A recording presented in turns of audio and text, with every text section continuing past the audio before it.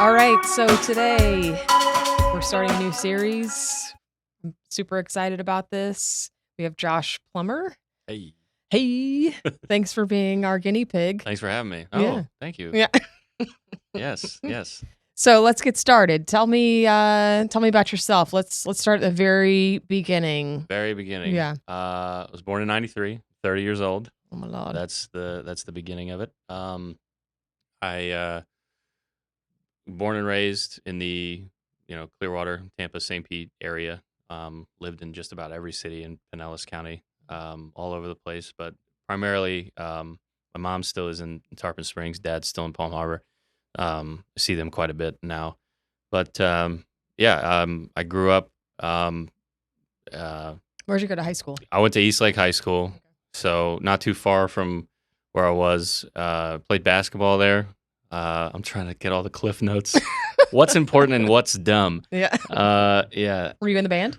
I was not. I played. Too cool for that? I played in middle school band. I was a little afraid, and I'm sure we'll get into that later on in the interview process. But yeah, I mean, it was. I was terrible at standardized testing, so the FCAT had my number for years, and they're like, "Look, you can't pick an extra elective. You have to go to a reading class." Yeah. And I'm not trying to be mean or anything, but I was probably better than some of the kids in that class that were in the reading class. Yeah. But I had to be in it because I just didn't have another option. So they were like, "Look, you gotta." They made me take a virtual class so I could get my extra elective, and they're like, "The only thing we have left is band." And I go, all right. I was like, I'll give it a shot. And this was when I was like 12, 13, and all my friends are, athletes and like the meathead middle school kids, you know, all the youth football to the school on Fridays or whatever. So did you have any interest in music prior to that? Very minimal. Okay. There was some there that I kind of understood what it was. My dad was very into, classic rock, obviously. My dad played in a band in high school.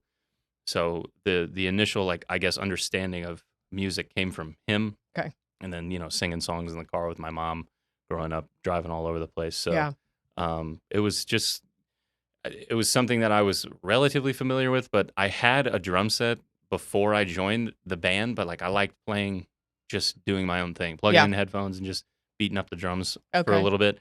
But it wasn't anything organized, and I had a problem with it being like, you need to learn this thing today, and it wasn't music that was speaking to me. It was just like, this is piece number 64 in the book, and I'm like, I don't even know what I'm doing here. Yeah.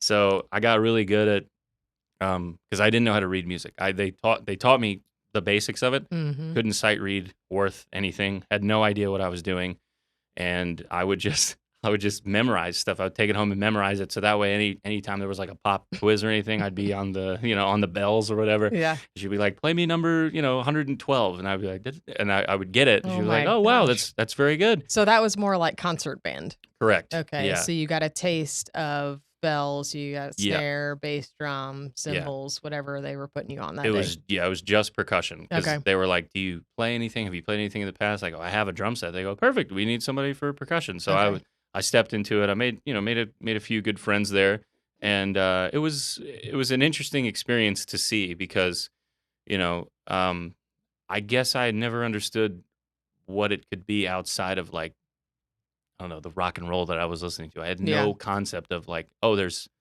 this starts much younger. I didn't know that. I thought it was just kind of I played electric guitar for 5 years, and then now we're on the road. I didn't know that there was other levels to it, because I'm 11, 12 years old or whatever. Right. But yeah, so I did that, and then I went to high school, and I didn't do that because I didn't want the worlds to collide. Yeah. So I was fine with playing in a garage band at the time with my good friend Cole, and he and I had this weird, almost immediate musical chemistry that I didn't really know how to explain at the time. And it just feels like, I remember hearing somebody say, I think it was John Mayer, talking about he's like, whenever you play a Tom Petty song, it feels like somebody's picking you up off of the ground, and you're just kind of absorbing it from a distance, and that's what it felt like looking back at it. And I was like, this is, I never understood that, because the only people I would play along to was whatever was in my earphones, at the time. So you were playing a full set of drums at that point. And your buddy played guitar? Yeah, he was electric guitar, the garage drop D, crunchy, Chevelle, a lot of Alter Bridge. We did some Disturbed and like Stained and what they call butt rock now, I guess. Yeah, but we also did, we did some other stuff and some original stuff, which was the most fun because he would just be like, "Hey, I wrote this piece. What do you think about it?" And I would just sit on the kit and go like, "This is what I'm hearing. This is how we can kind of tweak this to kind of make it kind of flow a little bit." And we would, so that was, I guess, the beginning of writing for me, was just understanding sonically like what you could do without adding a melody to anything. It was the drums, it's just the backbone of it. Yeah. And I think the beginning of that for me was, we would get good enough to feel like, hey, let's invite some people over and like have them sit here, like let's introduce the pressure of live performance to us and let's see what we're really made of. Because like in a practice thing in the garage, all you're doing is like, you go like, oh, we missed that, let's run it back, let's do it again. But like there was something about the benefit of doing that immediately and having 15 people come over, like our girlfriends would be there, and like that's the motivation right there. Yeah, we'd be like, I got this. And then how were your parents with everything? Were they were pretty supportive? They were pretty supportive with it. Yeah, I think it was an interesting thing because I everything about my identity from probably 4th or 5th grade until the end of high school was an athlete. I was I played a lot of baseball, played travel ball up until I was in high school. In high school, I played basketball. Wasn't very good at it, but I did my best. But it was... Well, you're very tall, so... Surprisingly, I was the shortest... Really? I was the shortest player at my position in the district in my senior year. Oh, my goodness. Yeah. The 4 other guys that were in there was a kid from Tarpon who was like 6'8", like 215, 220, solid. In high school? Yeah, oh yeah. Grown men out there. And then there was Clearwater High School, not far from where we are now. They had 2, not 1, but 2 guys on their team that were 7 feet tall.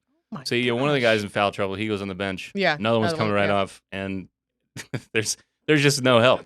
So I was, and there was another couple that were in there that were like 6'5", 6'6". Yeah. So I was that's amazing. Just tall enough to play center, but short enough to not do it well. Gotcha. Okay, so after high school, what'd you do? After high school, all of my friends, we went our separate ways. I attended Florida Atlantic for a little bit. Go Owls. Hootie hoo. I didn't graduate, so I don't know if I'm allowed to say hootie hoo, but I think so. I still claim them since they made it to the Final Four. I'm rooting for them again. We're back. But yeah, I went to college, but before I went there, like we were talking about earlier, I had this very elaborate drum kit. It was like a 7-piece, 7-cymbal EDP, like navy blue. I had two floor toms, a double kick pedal, a bunch of like miscellaneous Zildjian, splash, couple crashes, a big ride, an additional rack tom to the little 8-inch right above the snare. So I loved that kit. I ended up selling it, but before I did, when I went to college, everybody was like, "You can't take this with you. Yeah, there's no way you can have it in the dorm." So, my friend Cole was like, "Look, you'll thank me later, but let's teach you a couple things on guitar," because at the time I had only sang, when we did acoustic portions of our garage set. Okay. So you can sing and play the drums at the same time? I haven't really tried in a while, but when I was in a band in college, I'm jumping around all over the place. Okay. So sorry. But yeah, when I was in a band in college, I found out that I can do it, but it has to be very scarce because my cardio is not great. It was much better back then. I can't imagine what it would be like now. But it's crazy to watch people do that. And it is play and I don't understand. I feel like I would just be shaking the whole time. It would just be everything. Yeah. So okay, sorry. No, it's fine. Yeah, So you learned a couple chords. I learned a couple chords and took it to college with me. Yeah. And I played a lot of power chord driven grungy stuff. Yeah. Very basic things that were not necessarily the music that I wanted to play, but the stuff that I knew how to play well. And then I kind of I branched out and learned a lot about other music and the singer-songwriter genre and like telling a story and writing actual lyrics and putting them to a song or putting them to something you wrote on the guitar. When I was like 18 or 19, I think I did that for the first time, and I was like, "This is wild." Okay. I didn't know So that hit didn't you. know what it was. Yeah, yeah, and I was still kind of like, I don't know. I think I was most concerned about being validated by the people that were like closest to me, Mm. but at the same time, and this isn't a knock to them whatsoever, but I think a lot of the times you just need to know in your heart that you're writing something that's true and honest, and then the people that will see that will come to it and appreciate it for what it is. Because if you put your stock in people that are just close to you, like, and again, I don't mean this as a knock, but my friends don't like the style of music that I play.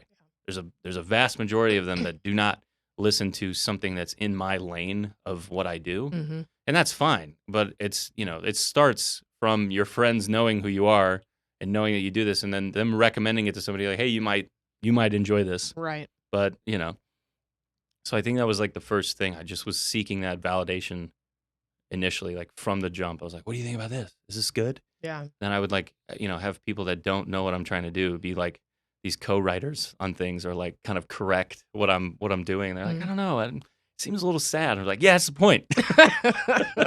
I'm trying to get you to feel, man. But yeah, it was quite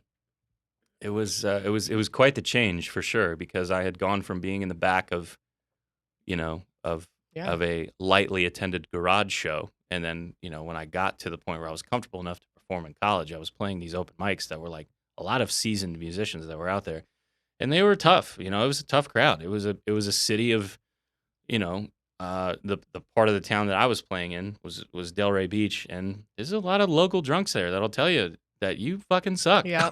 When you suck. That's just how it goes. Yeah. People would come up and, I hosted an open mic because I just wouldn't stop showing up. Mm-hmm. And I was the only guy that was there like on a regular basis. So the owner was like, hey man, I leave town for like a quarter of the year every year, because he builds like these clean water pipelines for countries that don't have a nice setup, so he would go down to Central America and South America and things like that, and just help with these elaborate engineering projects. He'd be gone for a long time, and he would be like, yeah, I'll host, or I need a host for this while I'm gone, because I normally it's me. He was a great guitar player, really, really nice guy. His name was Mike. And Mike hired me as a 21-year-old kid I think it was right around this time, about 9 years ago, at his bar. His bar called Rockin' Angels. It is no longer there. R.I.P. It's been a few things since then. But when he hired me, I always tell people this, and I'm always so scared to say it. Back like 5-6 years ago, I was a little bit more afraid to say it. Now I'm like, I know it's wrong, but he hired me for $40. He paid me $40 a night to host an open mic that started at 9:00, which means I needed to get there at 8:15, 8:30. Sure. It went until 2 a.m. on a Tuesday. My goodness. Yeah, $40. And then I told my buddy about that. I was like, dude, I got my first paid gig. And he like broke down. He goes, you're not even making minimum wage. Yeah. So I was like, oh yeah, you're right. Damn. Please tell me it was cash. Sometimes it was cash, but other times, this is how much of a piece of shit I used to be back in the day. He would give me $40 out of the drawer, or a check, and $20 bar tab. I used it every time. Yep. Obviously. It was $2 Tuesday. So if you do the math on that. Now you're above minimum wage. Yeah. I was, it was, yeah. Such is life of a upstart musician, though. I mean, that at least you got something out of it. I can't tell you how many gigs I've played for exposure. Yeah. Right? Yeah, that really pays the bills. Yeah.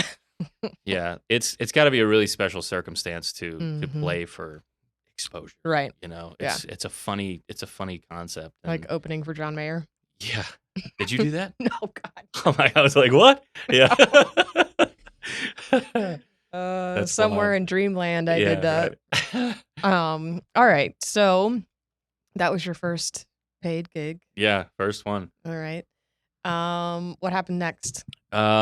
so after that, I kind of got my feet wet with some Mhm. stuff. I you know, uh, I fell in love with the story element of it. Yeah. I loved hearing people's stories and just hanging out with other musicians and listening to how they got to where they're sitting in this very moment. Mhm. Some of them obviously pull some punches and not tell you the whole truth, but I was fascinated by the difference of people, Mhm. especially in an area that was like it was a very high income zip code. But a lot of the people that I was rubbing shoulders with at the time, it wasn't like the fratty college bars with like, Mm. you know who my dad is kind of guys. Right. It was like the guy who is there all day and just racks up an enormous bar tab. And they're like, how are the kids? He's like, who knows? I have like, kids? like those guys.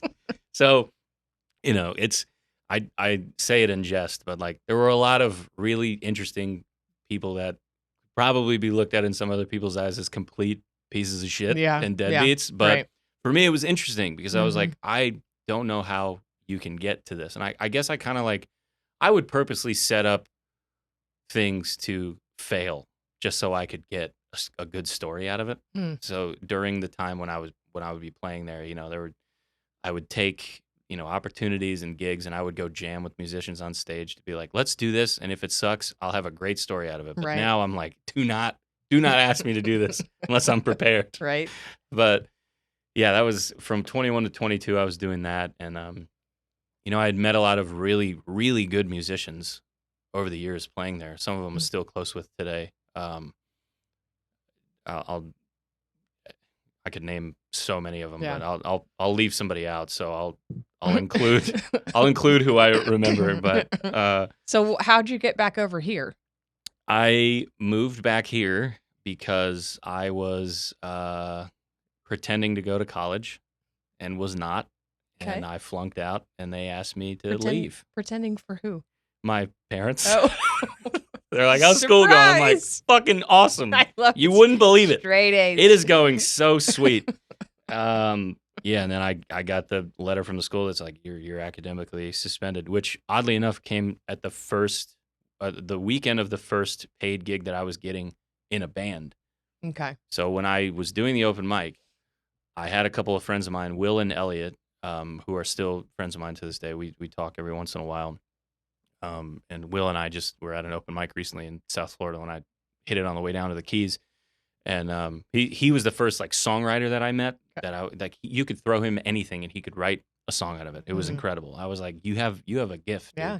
And I had never seen that up close and personal, like the wheels turning and like this is how a melody works. This is what this is what a good chord structure is. Like he wasn't afraid to recreate something simple but make it his touch. I was always afraid in the beginning. I'm like, oh, everybody's done that chord progression. I'm like, yeah, no shit. There's only so many things in that in that genre. So just do what's comfortable for you, and then let the rest fly. But so what was that? What was the name of that band? that was when I was in it as the drummer. It was they were called Original Color, and then they changed their name again to Fast Forward, and then they became Track 9. Mm-hmm. They're no longer a band anymore. I'm not allowed to talk about it. Okay. Fair enough. Well, I can, moving on. Let's just say I can, but it's stuff that probably wouldn't go well. Anybody who's been in a band knows. Yeah. It good just guys. Goes sideways. Yep. Yeah. Don't get me wrong. Great guys. Still relatively close with Will and Elliot. But the funny thing about it was like when I went to their house to try out, or went to the band practice space, I guess. I thought I was going to try out to be the singer and the rhythm guitar player. They're like, no, that's him. We want you on the drums. I was like, you guys know I play drums? They're like, yeah, we were at the open mic the other night when you hopped up and played whatever it was. And I go, oh shit, I did do that. So I hopped up, I played the drums and I was replacing someone who was far better than me. And then the guy who came after me was, in a completely different planet in terms of how he was. I mean, it's in his blood. I'll tell you who it is after we get off of this. But okay. He has professional drumming in his blood, and he's very, very good. Yeah. But it was just something that I loved because it like recreated the garage aspect of it. I was like, this is like, right. And that first paid gig, I was like, hey, we got We got money. something. Yeah. This is fun. More than $40? Yeah. Oh yeah. We made more than $40. I think we made 100 a piece the first night, Nice. and yeah, I mean, like, I guess the first kind of full thing that I was, or the full crowd that I would play for was, I wasn't allowed to partake in the mid-set pass around, if I can say that. Yes. Okay. I wasn't allowed to smoke weed. Right. So, because it messed with my meter, or so they thought, and they were like, "You're dragging." And I was like, "I think it's you, but it's all right." Right. Yep. So I didn't That's touch funny. it. So when they would go out and they would, they would get high on the break, I would be performing during the set break, and I would play like solo songs. So I would do like a Dave Matthews tune, I'd do my original tune, I'd do like a Black Keys song or something like that. On guitar? On guitar. Okay. Yeah. So I would do both. Ooh, at the that's same. great. Yeah. So then when we would come back, we would we'd all obviously switch places, and then everything would be back to normal. But yeah, it was cool. It was definitely a fun experience. We got to play like a couple dives, couple college bars, and like really see like the full scope of things. It was great. Yeah. Okay, so how did you get into full-time musician, writing, all of that? It's an interesting question. I guess I had always wanted to perform at some level. I didn't know that you could make money doing it and make a comfortable. I say comfortable. I'm sweating right now, but a livable wage with this. I thought it was just like, again, because the paid gigs that I got were $100 split 5 ways, because we cut in a sound guy, right, and or $400 split 5 ways. So it was like, we were getting less than $100 for a 3 to 4 hour gig, and then there was the $40, which later turned into $60, but still awful. So I was used to that, and I didn't understand like the going wage. I think a lot of musicians, when they start playing the local cover gig scene around here, like, they don't know what they can ask for. Right. And it's so weird too. Like, when you're starting out, you don't know if you're setting the rate or the place is setting the rate. And how did you go about that? I asked a lot of people. There were a lot of people in the beginning of the I guess the journey for me, that I used as a resource to kind of go like, what do I do here? Like, how do I make this look cleaner? How do I reach out without bothering people? Right. They're like, you can't. You have to bug people, because otherwise they're just not gonna respond. They're gonna forget you completely exist. And because there's just so many people, it's a saturated market. Like, there's so many musicians around here. Like, and I had trouble going into it. Now I still do, going into it the mentality of like, okay, fine, you don't want to book me, like, whatever, I'll fucking go somewhere else. Right. Like, I don't care. Like, so do you do all your own bookings? I do. Okay. I've worked with a booking agent a couple of times, but it was not a great experience. Yeah. It was just, some people do it really well, some people do not, and these people did not. Okay. But yeah, I've worked with a couple over the years, and then in December of 2019, I met my now wife at the end of 2018, the last day of 2018. We started dating throughout 2019, and I was driving trucks for AutoNation out here in Clearwater. I was doing a long distance run to Fort Myers, like here and back, and I was, I guess, getting my job done quicker, or they were like, hey, we think that you can do this, so we're going to add some stuff to your route. And I was like, I can't do that, because I'm still playing music at the time. Yeah. They're like, what, you don't want overtime? I'm like, no, I don't want overtime, because your overtime is $18 an hour. My regular nightly wage is $50 an hour at a gig. That's no secret. That's what it is.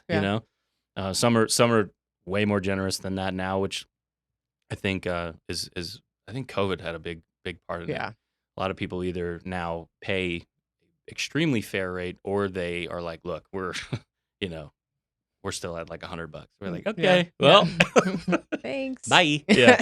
So I mean, I can't. It's just I'm not asking my friends to come into your bar and pay half price for the beer that you're selling. So right. I feel like I should be compensated just like I am everywhere else. Right. You know? Yeah. I'm not singling anybody out, but it just happens. It's a part of it. You got to find where you fit. Yeah. You know, what works for both. Yeah. That's a big thing. Mm-hmm. Yeah. there was I might get in trouble for saying this, but let's it happen. Do it. Yeah. So I was I play this place, Nona Slice House. Shout out to the boys at Nona. Nona. Yeah, I've been there every Monday for 4.5 years. And when I first started getting booked, the girl that does the booking for them came to me and she said, "Yeah, I have this guy who wants to come in here. He said that he would play for $75 and a slice of pizza." And I go, "He's gonna suck." Yeah. Yeah. I go, "That's called not understanding your value." Yeah. Because that's just a desperation move. Like, I'll give you a great deal. Yeah. You know, you don't want to find deals with everything you do. Nope. You know, plastic surgery, musicians, LASIK, whatever. Dentist. Don't. Yeah. Right. Don't try to find the discount. But yeah, it's just a funny thing because that was the first time where I was like, people can just like, they do that? Like they willingly take less? I'm like, that never crossed my mind. Yeah. Like I would never want to do that. Yeah. Let's talk about your songwriting. Okay. When did that get started?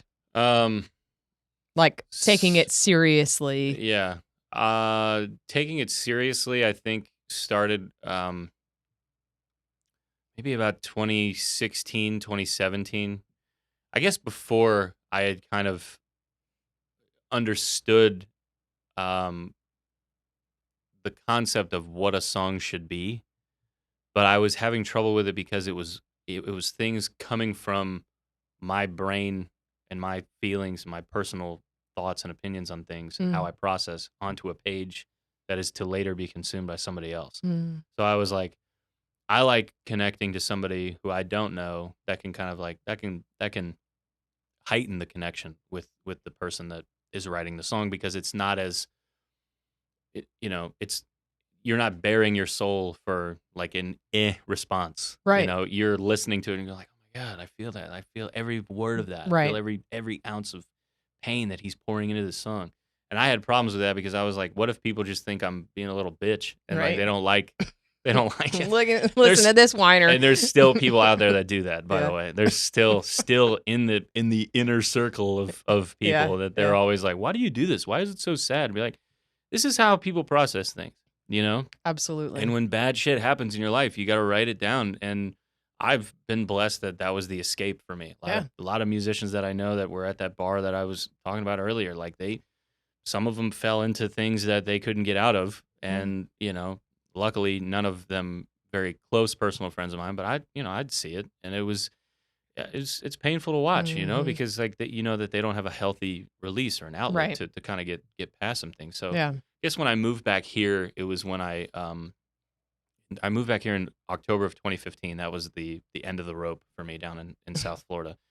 And I started a warehouse job, and I just remember like mopping up a bunch of like cut cardboard and like dust, and just like there's a trap music playing in the background. I'm sweating my ass off. I'm working with a bunch of people who are like, good guys. I worked with a lot of good guys. Some of them I'm still friends with today. But just knowing that you're not somewhere where you can fully be what you want to be, and just having to sit there for another 6 hours to go home. Right. I just like looked around. I was like, what the fuck am I doing? Yeah. This is my life now, Like, and it taught me discipline. Like, I understood the shitty aspects of a job. Like, doesn't matter. You gotta get it done, And that was, gotta eat. Yeah, you have to. And then that was pretty much it for me. I had kind of expressed an interest in songwriting, not just covering songs, when I got there, and I was like, having to write things down and process them that way. My mom just sent me something on the drive over here. It was a Jimmy Buffett quote, R.I.P. Jimmy Buffett. But she's a big Jimmy Buffett fan, and she's reading all these quotes, and now that she knows that I write songs, and I've talked to her about some of these things, like, she was saying that he said, write about being in the moment, write about the moment. And that, I'm not a huge Buffett fan, but I think it's a great piece of advice to any songwriter. Write about what you're feeling in the moment right now. Yeah. And then that will come, that will, I guess, kind of, branch off into something that can be fictional, that can be an extended metaphor for how you're feeling. But as a great me, starting point. Yeah, for me at least, like writing about what you see. Just look at something in a room and just do that whole thing. Like the Jeff Tweedy has an Instagram reel about that, where he's like, give me random words and then I'm gonna write, and then it's interesting. Like there's a lot of approaches to songwriting. I don't think there's a right and wrong thing per se, but I will say the only thing that really resonates with me to a successful song, like one that's played regularly in my live shows and writers rounds and events that I've done in the past, the ones that are the most honest are the ones that typically reach the most people. As uncomfortable as it might be to face that in the moment, it's better for me to go, this is what I felt. I don't feel it anymore. Right. But it's that something, connection. It's that connecting point. It's something that I felt at the time. And like a lot of times you live out these things, these breakups, these deaths, losses, cutting ties with friends, career changes, like family ties or tension and struggle. And that's a lot of what my writing is about. And I just write it down. I feel it. I put it on a page. If it sucks, I throw it out. But, if it's good, a lot of people see the song for fully what it is rather than just going like, oh, he's whining, he's complaining. Like, right. What is this? Yeah. Yeah. So that's awesome. But I think a lot of it too is,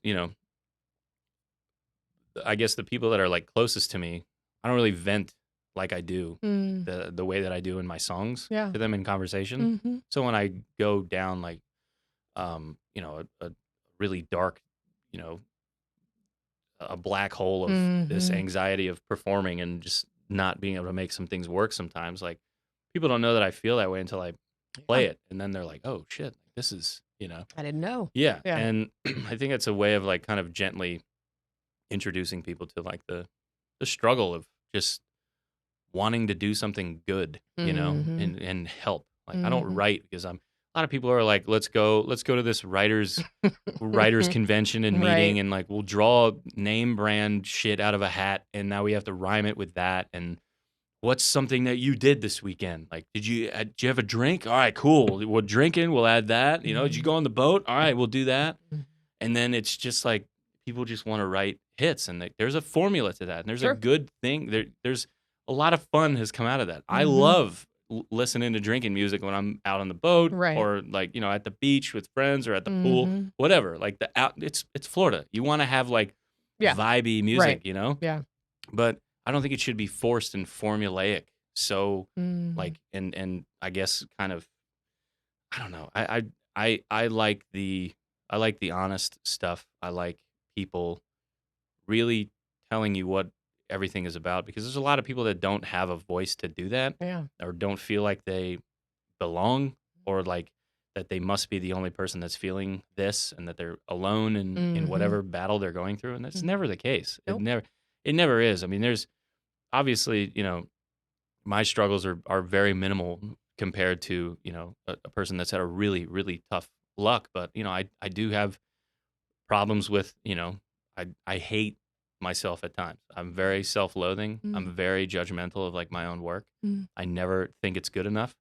I think a lot of artists go through that. Definitely. And I think the other thing is too, I think we put an irrational level and an irresponsible level of our obsession with the numbers in our head. Yeah. And it drives us crazy. Yeah. I do it too. Yeah. But there's people that it doesn't affect them. And I try to be one of those people, but I'm not. Like I look at my Spotify numbers every day. I log in and see, like, let's see how we're doing today. Right. And it's always sad. It's not ever good, but it's just like, how can I, let's just see. Did I have a good day today? Did I have a bad day? But I think that's a big part of it. The comparison. Was it Teddy Roosevelt? The comparison is the thief of joy. Yes. Is that right? I think that's right. It really is. I mean, I every time I look at like a lineup or a gig or a song that I wish I wrote, I'm like, God, like I'm just like, why can't I do that? There's so much of it that just hits you like seemingly negatively, but I've found a way to kind of channel it for the better. You know? Absolutely. Will you give us a little taste here? Yeah, sure. Okay, awesome.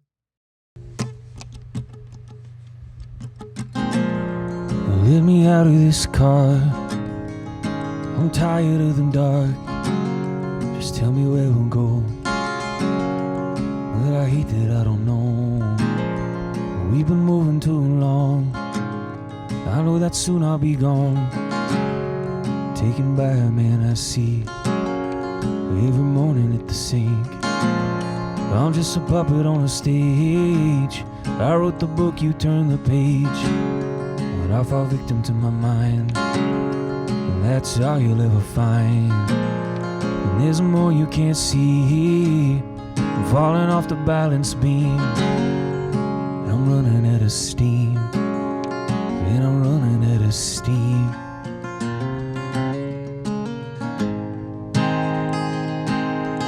Locked in the trunk on this old caravan. The driver's flying as fast as he can. Hey, I don't know, man, this feels a little bit personal. I'm along for the ride, but having not a say on the road.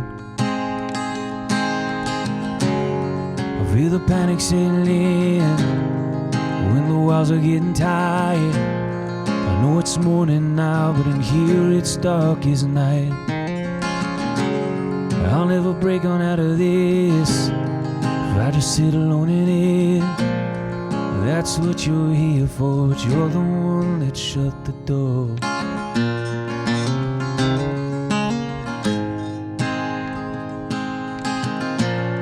Absorbing every little bump, I know exactly what's to come. I smell the chloroform again, and blood drips down from my head. He's driving me over the cliff. I watch my body lie stiff, and when all is said and done, and my skin rots in the sun, I know that I had not a choice. Long ago he stole my voice, screaming but no one heard the noise. Screaming but no one heard the noise.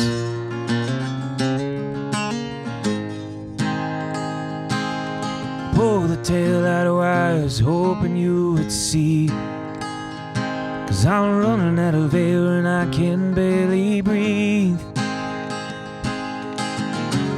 I feel the panic setting in when the walls are getting tight. I know it's morning now, but in here it's dark as night. I'll never break on out of this if I just sit alone in it. That's what you're here for, but you're the one that shut the door. Because it's heavier than hell, and I just wish that you could see all the things that I become and how much I hate me. I feel my heart racing again, can't find any more might. If I die in the shadows, will you remember me in the light?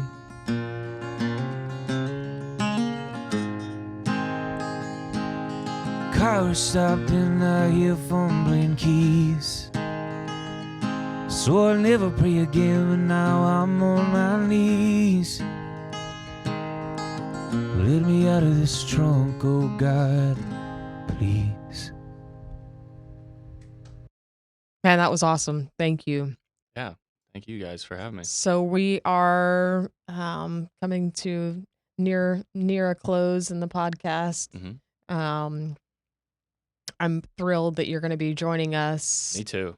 Here at the Collab Studios, and I think it's going to be a really awesome night and a chance for people, some new audience, to get to know you. Yeah, that's the best thing for shows like this is to, you always want the support system there and the people that that come out to see you but don't really get to see it in the full scope of what it is to be there. But it benefits us having people that haven't ever heard this before, and they go, oh, what's this?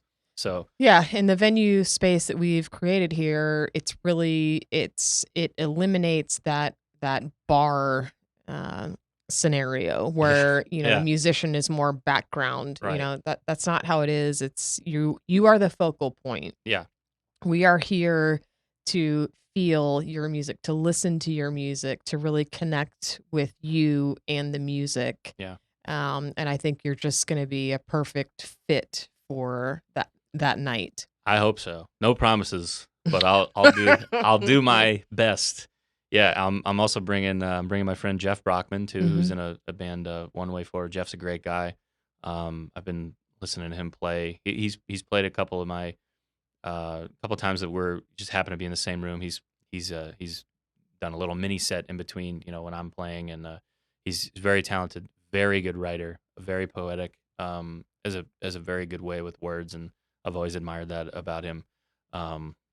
He has a book of a collection of his poems, and the name of it is escaping me, but if I remember it, I will make sure to plug it at the show, because I know he probably won't do it. But some of them are they're really they're uncomfortable. Yeah. Like in a good way. Good. Like it's stuff that you read and you're like, oof, that hurt. Right. Like that was Felt that one. Yeah. So he's got that ability to really, make you look at things a little bit different, which is nice. He's got a great perspective. Awesome. I look forward to getting to know him as well. If you had to pick one influence musically, who would you say? You know what? I'm gonna say that my biggest influence is my best friend Cole Krug. He is the reason I do this. He's the motivation behind a lot of it. And I think without his guidance and initial kind of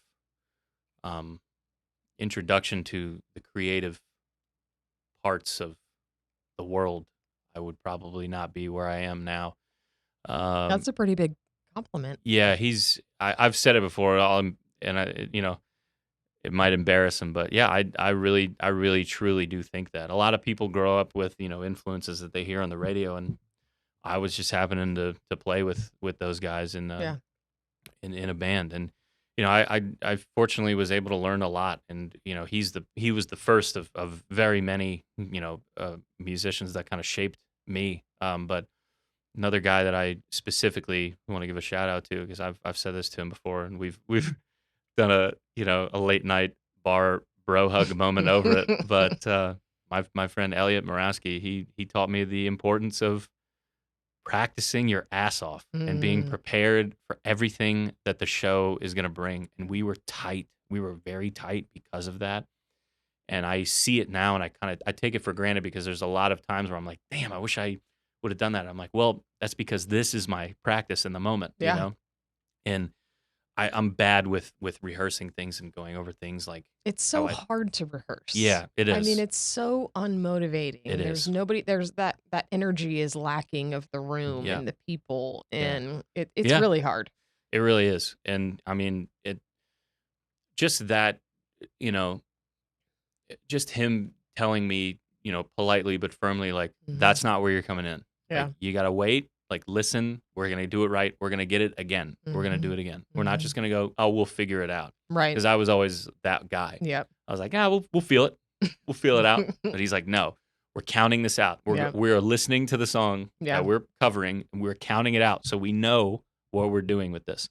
And that was a big thing for him. And then, Will Bathurst, who, he's another friend of mine who shaped that that practice habit and the intensity that he brought to the stage, and showing people how to, he really was an entertainer. He was a very good vocalist, and really good guy. John Lee, Jordan Laurenti, a couple other guys that I grew up with in the South Florida scene that were just, I mean, better than me, frankly. And it was like, I do this, I still continue to do this and pursue music for the people that don't do it anymore. Not that everybody that I listed isn't doing it anymore. Right. There are some that still do it. And in some ways you'll always do it. But I guess, like, I do it because, some people have more than one option. I felt like a lot of what I've done in this is born out of necessity. I've kind of had to learn how to be good at this. because it was the only thing I really wanted to do. Yeah. And I was like, yeah. And my mom was always, and dad too, but mom was the one who, gave me the most direct and again, firm but fair advice where, she's like, you want to do this? Yeah. It might suck. This might suck. Like this isn't a corporate job. You're not going to get set up with health insurance and a dental plan and, vacation time, a 401k. Like if you want to do this, you got to be okay with those things not being around, Yeah. She was the first one to tell me, right now the microphone and the guitar are not paying the bills. So you got to go find a job. Yeah. And I remembered that. And it's not a slight to her, but she corrected me. She's like, look, you can do this, but you have to make sure everything else in your life is okay and taken care of before you make that kind of a jump. Well, good on you for being coachable. Yeah. I mean, a lot of young guys' egos take over, and that's kudos for sure to you for that. How can people best connect with you? My cell phone number. No, I'm just kidding. I can. I post regularly to my Instagram. That's where you'll find me. Okay. I'm pretty good about responding there. And then I have a Facebook group, Josh Plummer Music and Friends, because I can't have a business page anymore because then you have to pay to promote everything. Yeah. So so I'm doing that.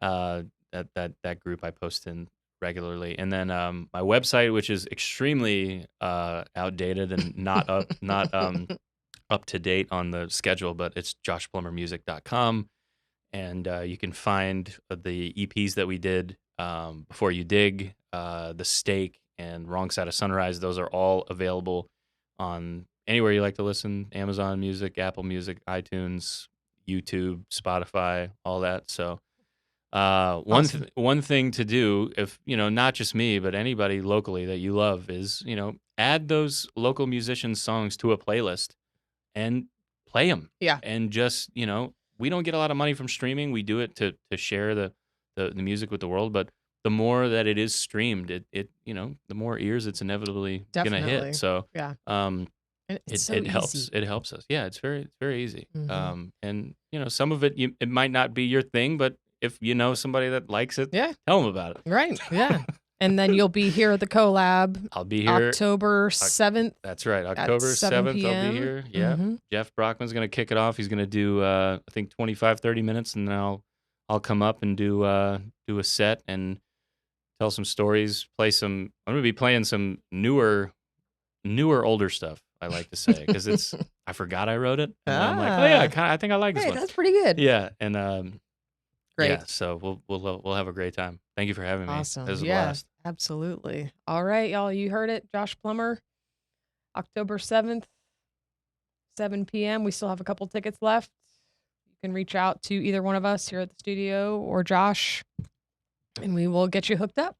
So thanks, Josh. Yeah, thank you guys. Appreciate it. Thanks, Tyler. Peace out. See you guys.